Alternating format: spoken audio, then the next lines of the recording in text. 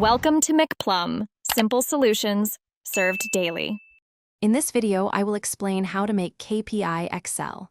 First, identify the core metrics that truly matter for your objectives. Then, ensure all your relevant data is organized and accessible within Excel.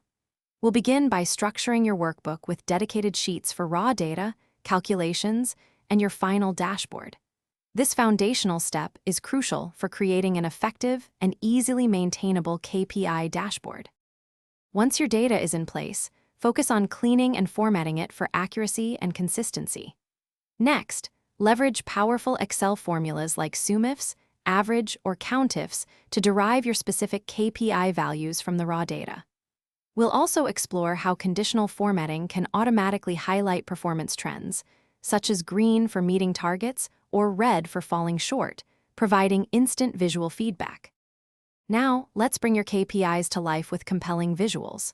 Select the best chart types, like bar charts for comparisons or line charts for trends, to represent each KPI effectively. We'll then create dynamic charts that automatically update as your underlying data changes. Finally, arrange these charts and key metrics into a clean, intuitive dashboard layout, making your performance insights clear at a glance. To elevate your KPI dashboard, consider adding interactive elements like slicers, allowing users to filter data effortlessly. Explore Power Query to automate data imports and transformations, saving you significant time. Remember, continuous improvement is key to effective KPI tracking. And for more great resources, including a link to a book that can truly change how you think about money, check the description below for other deals.